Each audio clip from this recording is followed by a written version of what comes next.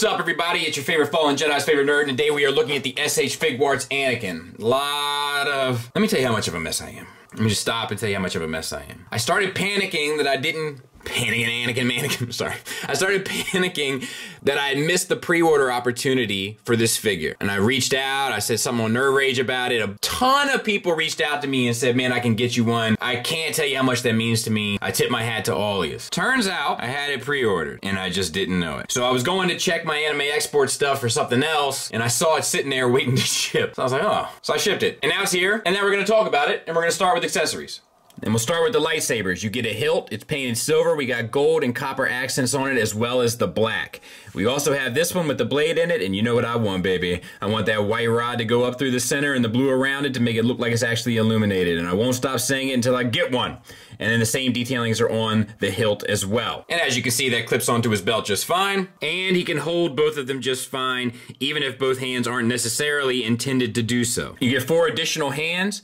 You get a holding hand, ungloved. You get a gloved holding hand or choking hand. You get 2 force-using hands, 1 gloved, 1 ungloved. You get 2 additional faces, 1 screaming Jedi face, 1 focused Sith face. This pupil on this face is slightly off, but other than that, the paint on both is great. Unfortunately, it's even greater than the one that comes stock on the figure, which we're going to talk about shortly, which is probably the one that unfortunately I'm going to have to end up using, but we'll get there when we get there. The face swap out is done by unpegging the front of the face from the back of the hair, and then you can peg in the new face, such as the one with Sith eyes, which we'll use for a bit, onto the front. While we have this off, we'll go ahead and talk about the articulation here. As you can see, it's a double ball peg with the stem going deep inside of the neck, so to speak.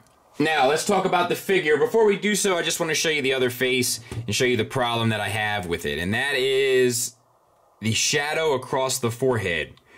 It's just a little too pronounced for my taste. It ends up being a bit distracting, like he has dirt on his forehead that somebody should wipe off. I'm not sure if this is individual results will vary or if everybody's looks like this, but do me a favor, sound off in the comments if yours is the same. Otherwise, the paint is great and the sculpt is great.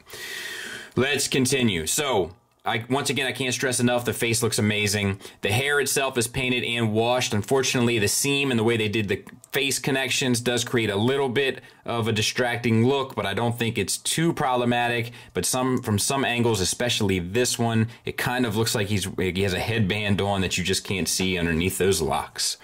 So as you saw, it's a double ball peg from the head into the neck and then a single from the neck into the chest. Using both, you can get the head all the way down, all the way up, side to side, confused dog look a little bit, etc., etc. Fairly well done.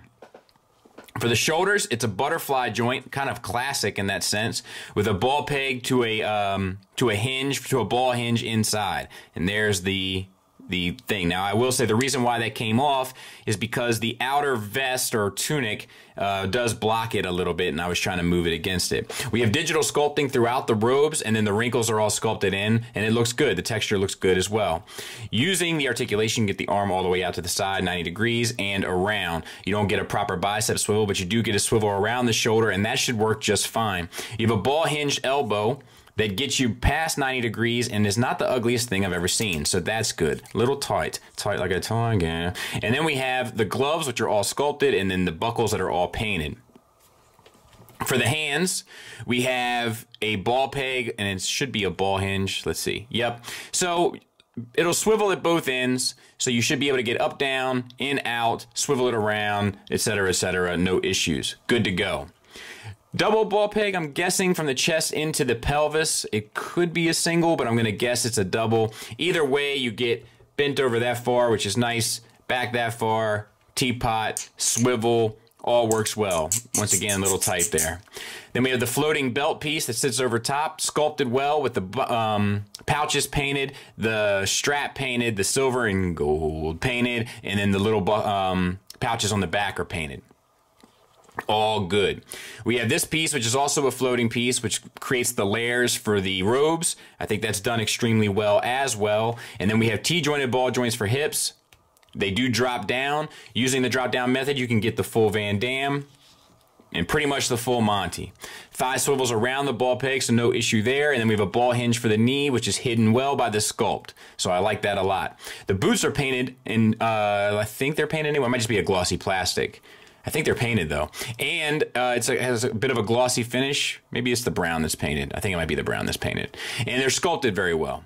For the ankles, I'm gonna guess it's a double ball peg, but I'm not entirely sure. Either way, you get an ankle tilt up, an ankle tilt down, a toe hinge, and a rocker.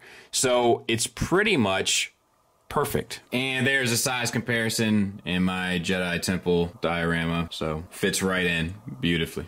Final thoughts wise, the only negatives I have are the seam across the hairline when swapping out the faces, and perhaps some of the inconsistency on the face paint itself. I'm not sure if mine is the only one that has that issue or if it's a large spread issue. We have one eye that's a little bit off center on the Sith eyes, the pupil rather, and then we have a really pronounced shadow on the normal kind of stoic face. Once again, that could be an issue with mine. That's kind of how my luck is, so I'm willing to take it. Lastly, my buddy Brian Brink was talking about, did he ever use like a choking finger set with the gloved hand? And honestly, I'm not sure. And I gotta be honest, I don't care. I don't care. I don't think that SH Figuarts stuff and 112 stuff in general should kind of be approached that way.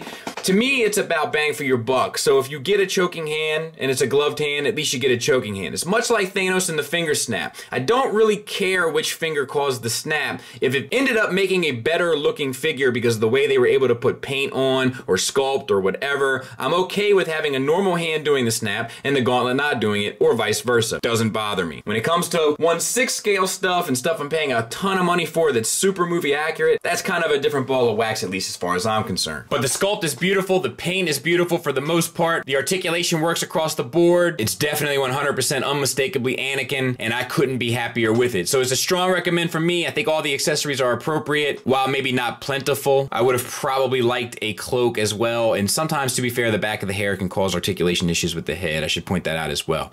Other than that though, I'm 100% satisfied. Thanks for listening, thanks for watching, until next time, take care.